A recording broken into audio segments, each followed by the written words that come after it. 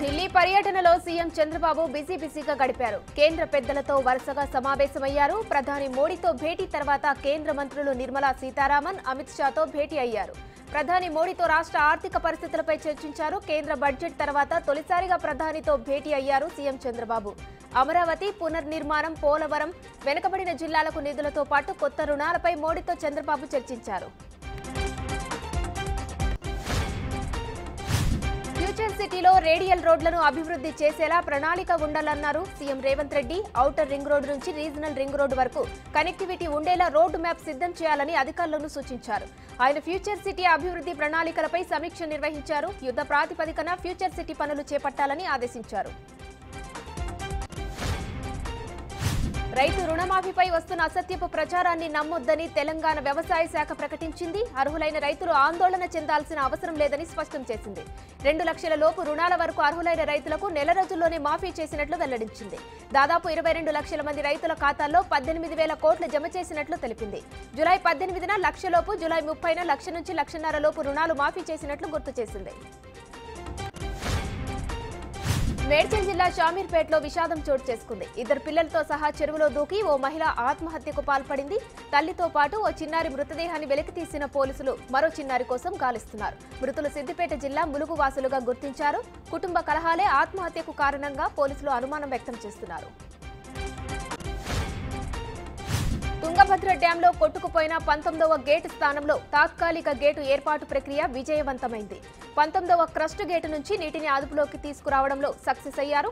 Irrigation అధికారులు stop log గేట్ల ఏర్పాటు చేశారు. 3వ స్టాప్ లాగ్ను కూడా సక్సెస్ఫుల్ గా ఫిక్స్ చేశారు. ఆగస్టు 10వ తేదీ నుంచి నిరంతరాయంగా నీరు ప్రవహిస్తూ వృథాగా పోతుంది. ఆ నీటిని ఆపడానికి తాత్కాలిక గేటును అమర్చారు.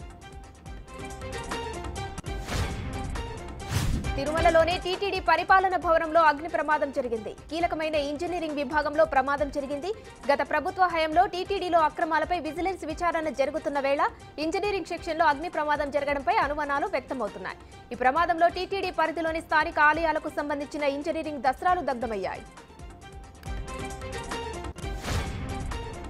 ప్రముఖ సింగర్ పి సుశీల అస్వస్థతకు గురయ్యారు. చికిత్స కోసం ఆమెను చెన్నైలోని కావేరీ ఆసుపత్రికి తరలించారు. ప్రస్తుతం ఆమె ఆరోగ్యం నిలకడగా ఉన్నట్లు తెలుస్తోంది. గత కొంతకాలంగా సుశీల అనారోగ్యంతో బాధపడుతున్నారు. 50 సంవత్సరాల పైబడిన తన సినీ జీవితంలో తన చక్కని గాత్రంతో ఎంతో మధురమైన పాటలు పాడారు.